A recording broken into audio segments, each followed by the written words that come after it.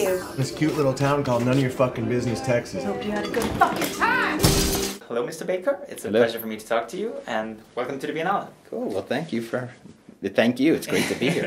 It's great to be here. So, your new movie, Red Rocket, Yeah. how did this project come about? I mean, I think it was entirely shot during the pandemic. Yeah. Was it already planned or conceived before that, or did you write it quite spontaneously? Well, it was conceived a while ago, actually. Mm-hmm. It stems from research that I did in the adult film world over the last 10 years with my co-screenwriter, Chris Bergosh. And so we 5 years ago, right after Florida Project, we came up with a bunch of ideas that we might want to tackle down the line, and this was one of them. So to tell you the truth, we already had beginning, middle, and end worked out. But then it was put on the back burner, and I was working on this other project, a bigger project that COVID killed.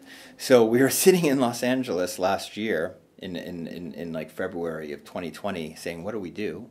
Oh, maybe we should tackle that Red Rocket project because it's small enough where we can do it safely and we can do it during COVID, and I wasn't getting much money because of COVID. So we decided to tackle that one, and so that at that point it was very quick. It was very spontaneous in a way. It was we knew beginning and middle and end, but it was fleshed out quite quickly on paper, and some of it was even being written in Texas, a month before the shoot, and so yeah, and we shot it about this time last year. We were wrapping up about this time last year. And the lead role of Mikey Saber went to none other than Simon Rex, who once Yes. had pretty funny roles in movies like the Scary Movie series. Yeah. But kind of disappeared from the limelight in recent years. He's had peaks and valleys throughout sure. his last 2.5 decades. And how did he get involved with the project? And was this part written with him in mind? I mean, especially considering his own past as a porn actor. He actually was, yes. When we first started talking about this subject and this idea of Red Rocket, I remember even texting my producer and saying, this guy, Simon Rex, because he had been, we're approximately the same age. I've been following him and I've been watching his career, and I saw that he was a survivor. That's the thing, that was the one parallel, characteristic that he has with Mikey Saber, that he kept going.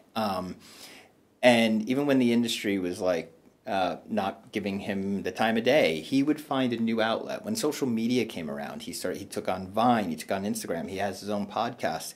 And he always entertained me. And I thought, why doesn't the industry like give him a meaty role? So when Red Rocket was green lit and we actually knew we were doing it, I said, let's give him a call. We gave him a call. He said, I'm sitting up in Joshua Tree where he lives. I'm not doing anything. I will be in Texas in 3 days. And he drove, and he came completely prepared, which is amazing because there are lots of big monologues, rants from Mikey Saber in the film, and he came with them all memorized and like just really professional, and also just a really nice guy. I have to say that. Like, that's hard to, in Hollywood, you find the diva types and stuff like that. No. For him, for me, working with Simon was an absolute pleasure.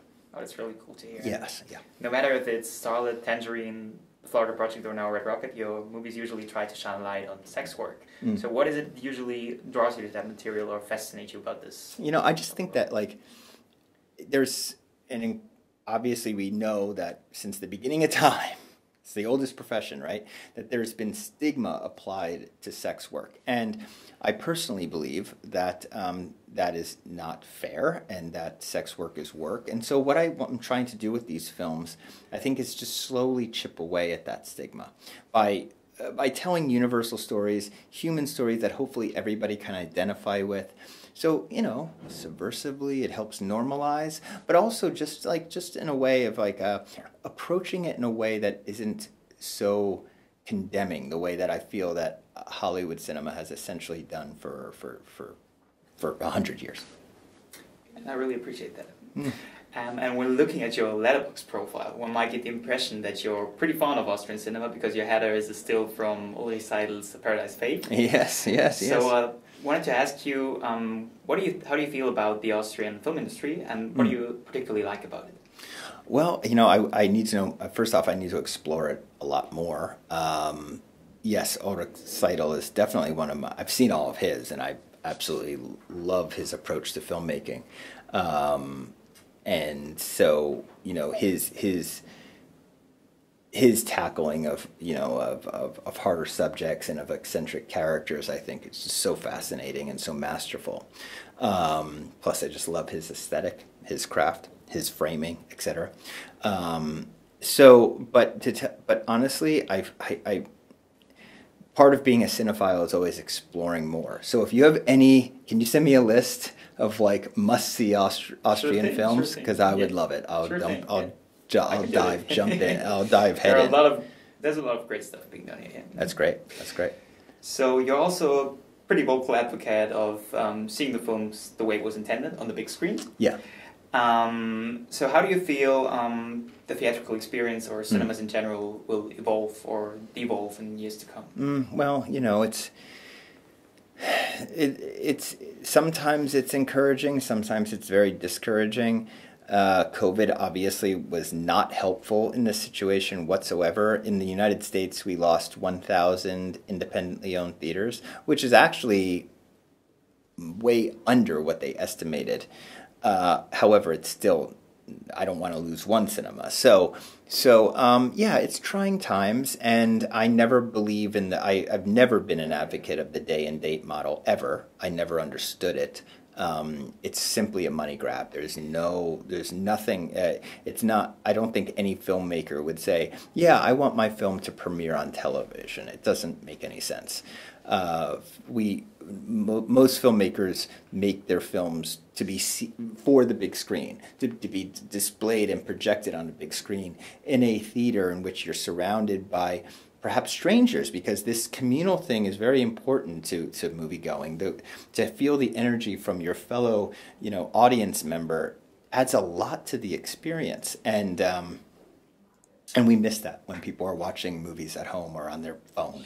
So you know, I am definitely a little old school there. I understand that, but hopefully people start to. That's what I do, this little thing on my Instagram where I try my best to like show that, you know, the magic of cinema going can still exist. You know, find your local theater. You know, support it. They need support right now. So. I can go and talk about this forever, but I think you see where I stand. Absolutely doing that. Yeah. Support you this in every way. So, and last but not least, I'd like to know if you can tell us anything about your upcoming projects that we can expect from you in the near future. Oh yeah, well, I was actually preparing for a film for 2 years up in Vancouver about drug user activism up there, and that COVID really brought to a screeching halt. Is it still happening? I have to get back to it. It's a passion project of mine. Plus, it's we already have the script and we're ready to go. We just have to kind of wait till this time is over, which who knows when that'll be. So there's that, and then but also I have to say that there was something about shooting Red Rocket that was extremely freeing, and I think COVID, because of the limitations that it imposed upon us, we had a 10-person crew. And you would think that would be hell, and it was hell. It wasn't easy, but at the same time, total. Oh wow! Yeah, we had, well, maybe 11, but essentially we had, besides myself, we had 4 other producers that wore so many hats, and then we had Drew and the camera crew, which was 3 people, and sound. So that's what is that? 4, 5, what? That's 10. That's 10 people. Yeah, that's 10 people. So we, but there was something that was so freeing about it, and it was actually really, it felt like I was going back to my real indie roots, maybe even like student filmmaking. It felt like student filmmaking, and so we, I like that, and I want to do it again. I want to do it again because of, you know, just everything it brought us, all the benefits it brought us. So maybe I'll make another small film along the lines of Red Rocket before the next one. That's pretty cool. Yeah.